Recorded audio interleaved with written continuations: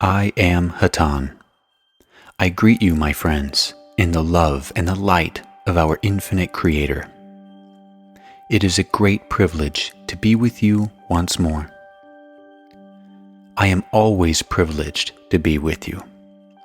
These are the thoughts of the one known as Hatonn. I am speaking through this instrument. I will speak to you on the subject of maturity, for this you have requested. As you have already indicated, this concept may be somewhat different from that which is generally appreciated by your peoples.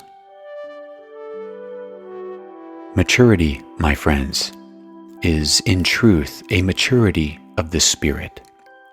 For in truth, there is nothing but the Spirit.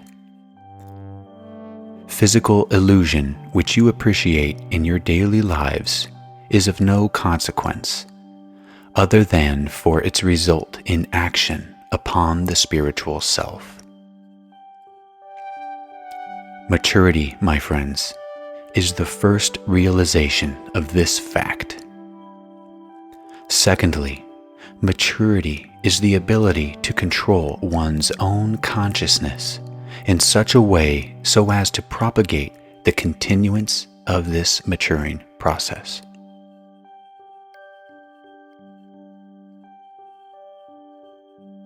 Maturity, my friends, then is realized in the ability to control one's consciousness. Unfortunately, upon the planet which you now enjoy, there is but very little true control of the basic consciousness, and therefore there is very, very little maturity. It is necessary first to realize the value of each thought you have, and then to reject those of little or no value. Most of the thoughts that we are able to discern occurring in the daily lives of those who dwell upon this planet lack maturity. For this reason, you might consider the planet upon which you live a planet of children. Their daily thoughts, communicated to one another, hold them in this state. It is a self-propagating thing, communicated from one to the other. It is necessary to reject thoughts that continually infringe upon your mind from your present environment, and to carefully select each thought that you generate in order to reach a state of true mental maturity.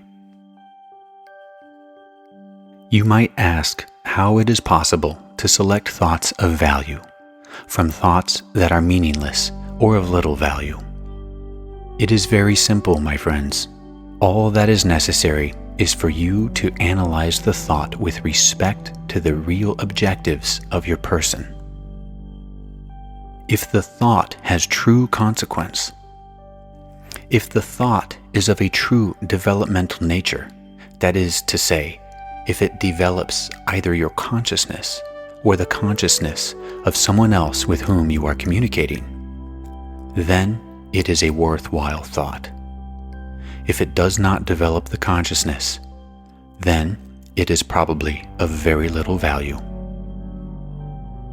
Now, how will a thought or concept develop into consciousness? There are several ways. One technique of development is simply evolving the ability of analyzing the merits of your thoughts. After this has been done, the thoughts themselves will act as generators of the maturing process.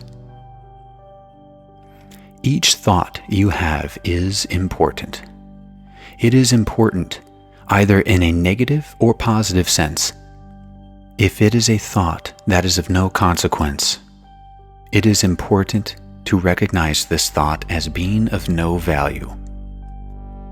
If it is a thought of consequence, then it is necessary that you amplify it and utilize it and communicate it, or it too will be of little value.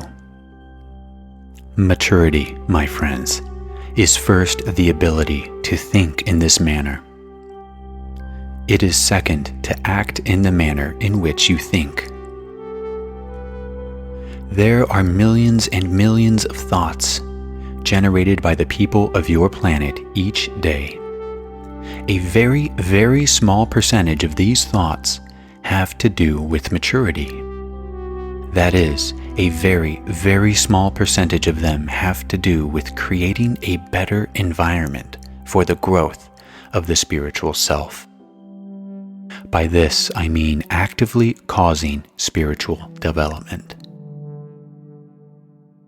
What is spiritual development? It is the process of maturing. The process of maturing. The process of analyzing everything that you are aware of in a true and unbiased sense. In order to do this, one must be able to recognize the truth. It is only possible for one to recognize truth by the process of allowing truth to communicate the absolute base for truth, which is ever present throughout the universe. This communication is accomplished primarily through the technique of meditation. There is a separation of maturity into primarily two aspects: intellectual and spiritual maturity. They go hand in hand, and one generates the other. However, it is not necessary to acquire intellectual maturity in order to acquire spiritual maturity. It is, however, necessary to acquire spiritual maturity in order to acquire intellectual maturity. For the intellect cannot accurately evaluate concepts without a true spiritual basis.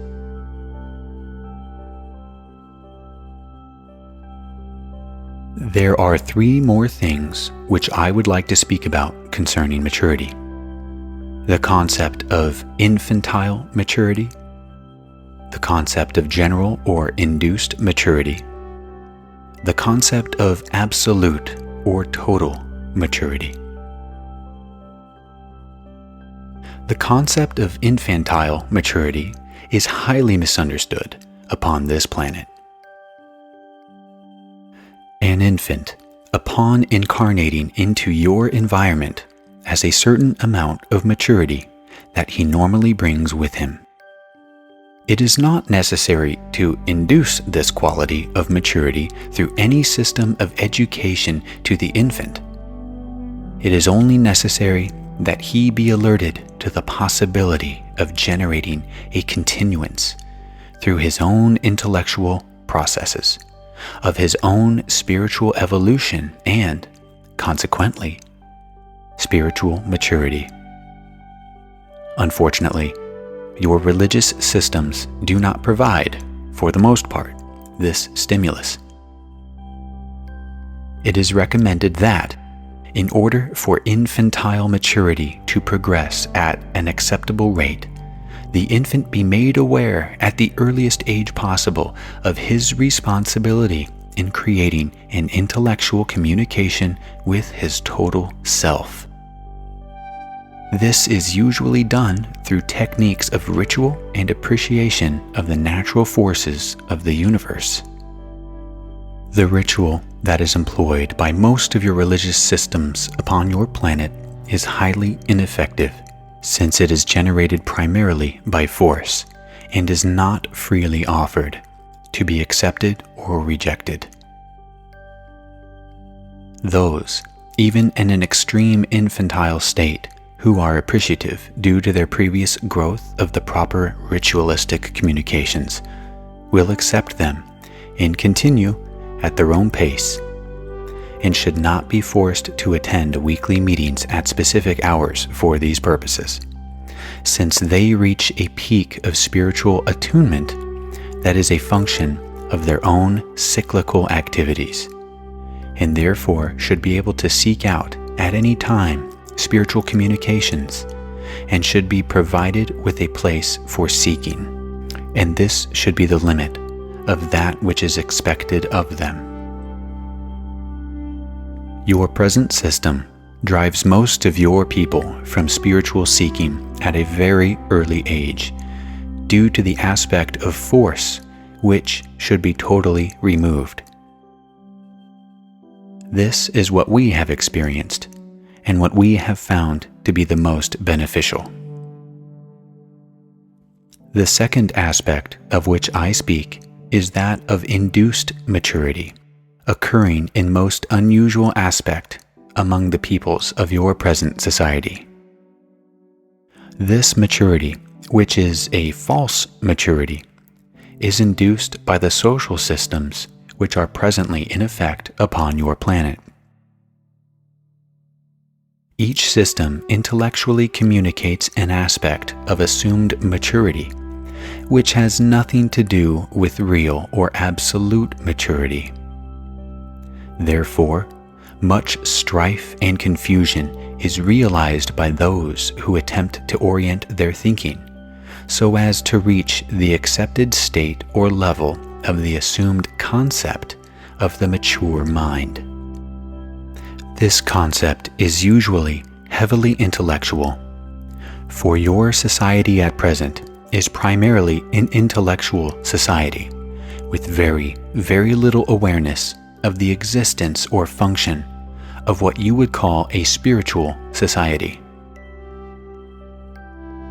Therefore, to mature within the boundaries of your present society and be accepted as a mature person, it is necessary to be able to communicate with it in its accepted intellectual jargon, which includes primarily a ridiculously long list of totally meaningless concepts. These should be, if one is to attain true maturity, rejected as meaningless, for they are extreme transients and have nothing to do with spiritual maturity. The last aspect of maturity upon which I wish to speak is that of real maturity. My friends, there is only one way to reach real maturity. That is through meditation. We have said this many times. You cannot get there by intellectual mechanisms. You cannot get there by analyzing each of your thoughts and labeling it either worthwhile or worthless. All of these things are aids, but without the foundation of daily meditation, you cannot use this analysis, for the result of this analysis is insulated from the total self by a boundary. This boundary is permeable, but this boundary is only permeable when the mind is conditioned through meditation. Lack of meditation reduces this boundary to an impermeable state, all intellectual functions occurring on the surface and having little effect upon the growth of the true self. So you see, my friends, there is a dual process occurring. However, the meditation is always of the primary and greater importance. Once, however, the art of meditation has been fully mastered, the intellectual mind becomes a useful tool in the development of spirit. It is of little consequence until this state of communication between the two is mastered. Therefore, my friends, all is of no avail until receptivity is made possible through daily meditation. This not only breaks down the barrier between the intellect and the spirit, it also breaks down all other barriers between the spirit and the one great all.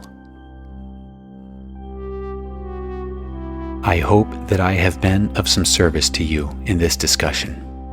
We have said this many times. I realize that it is difficult to speak to you on this subject, because it is a difficult subject if one is to use the parameters of your present society. We consider it very, very simple. Therefore, any true discussion of the subject should require no more than a few sentences.